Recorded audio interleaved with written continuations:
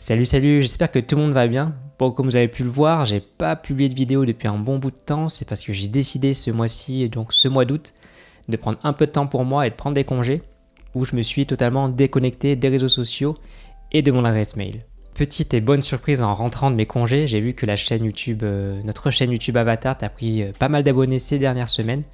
Donc c'est plutôt bon signe, ça veut dire que le monde des NFT intéresse de plus en plus de personnes et que de plus en plus de personnes se posent des questions ou les posent directement sur YouTube. Et c'est parfait parce que sur cette chaîne, justement, je cherche à répondre à un maximum de questions qu'on peut se poser par rapport au monde des NFT. Et donc aujourd'hui, j'aimerais répondre à une question qu'on m'a envoyée par mail qui est par rapport à la création de NFT. Et la question est la suivante. Faut-il suivre les modes et les tendances du marché actuel des NFT pour créer et vendre ces NFT ? Je m'explique, la mode du pixel art est vraiment forte aujourd'hui dans le monde des NFT. Est-ce que du coup, il faut que je m'oblige à créer des pixel art alors que je n'aime pas ça ou tout simplement je ne sais pas comment faire ? Avant de répondre à cette question, je voulais juste dire que ma réponse et mon avis ne sont pas unanimes et que c'est vraiment une réponse personnelle. Donc cette réponse ne peut pas être adaptée à tout le monde et je l'accepte totalement, c'est juste mon point de vue. Pour répondre à cette question, je vous demandais de voir plus grand que le marché actuel des NFT. Comme je l'ai dit dans plusieurs vidéos et comme je le dis encore aujourd'hui, d'ailleurs c'est quelque chose que vous remarquez par vous-même, c'est que le monde des NFT et le marché des NFT est encore très jeune et évolue tous les jours. Donc pour moi, se baser sur le marché actuel et la tendance du pixel art qu'on a aujourd'hui par rapport à NFT n'est pas une condition pour pouvoir réussir à créer et vendre des NFT qui intéressent les gens. Je m'explique. Si demain le marché des pixel art s'effondre et que vous aurez donné toute votre énergie dans quelque chose que vous ne maîtrisez pas ou que vous n'aimez pas faire, tout simplement, ce sera donc du temps gâché. Par contre, si vous décidez d'être fidèle à vous-même et de produire et de créer un art qui vous correspond et que justement un marché par rapport à cet art-là évolue et explose d'ici 6 mois, d'ici 1 an, mais vous serez bien plus apte à vendre ce que vous aimez, ce que vous savez créer, que vous forcez à faire quelque chose que vous n'aimez pas.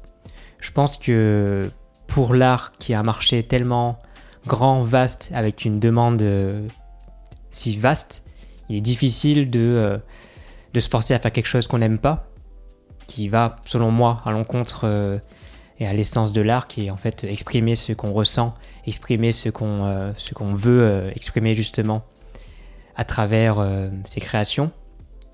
Tout simplement pour répondre à un marché, alors là, vous serez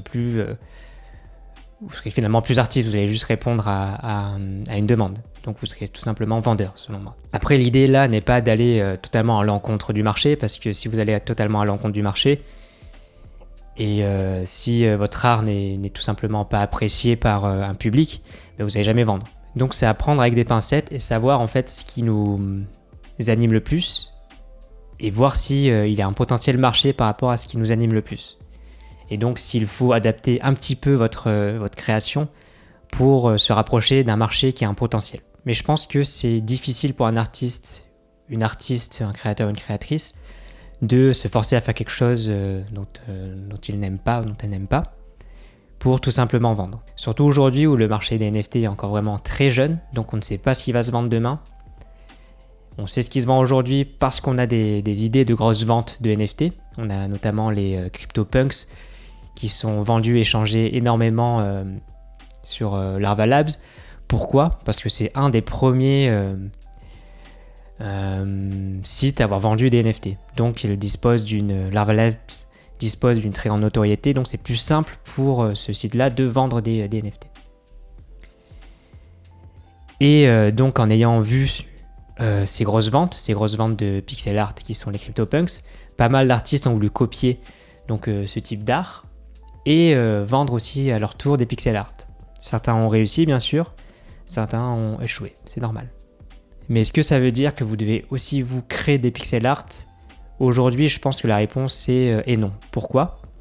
Parce qu'il se peut que d'ici 3 mois, le pixel art perde un peu de sa splendeur et donne place à d'autres types de marchés, d'autres types de création artistique.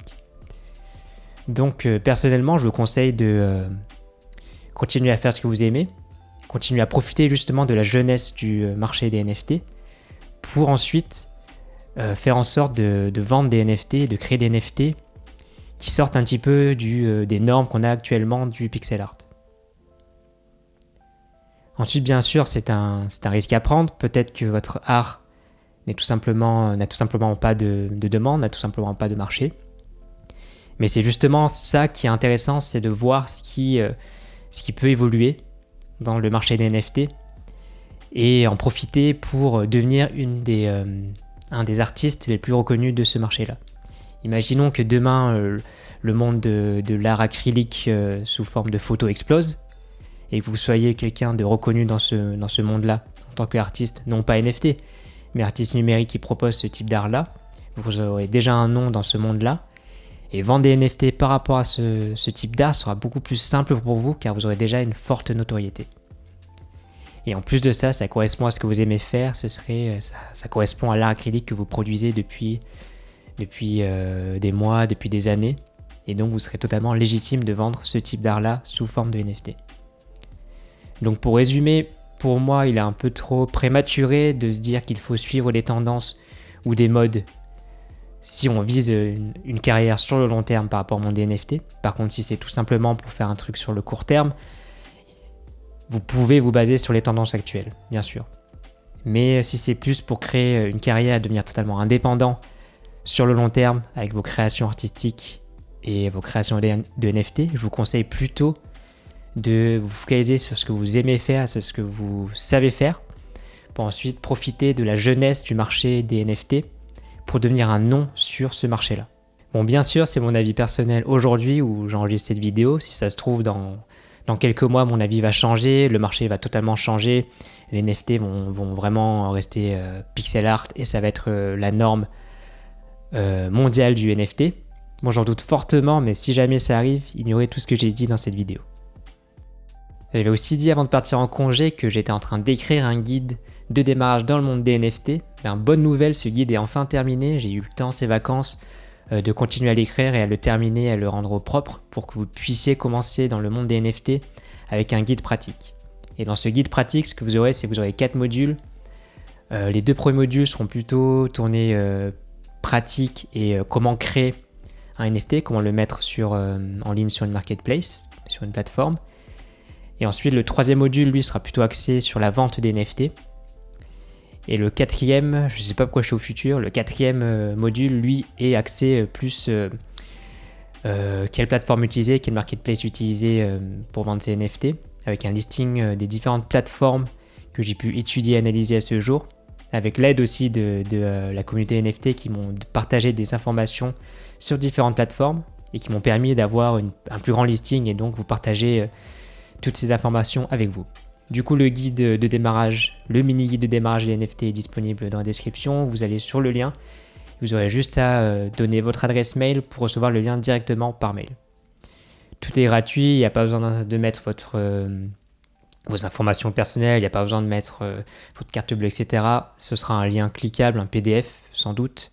Je n'ai pas encore choisi la forme qui va vous permettre de suivre ce guide et les 4 modules.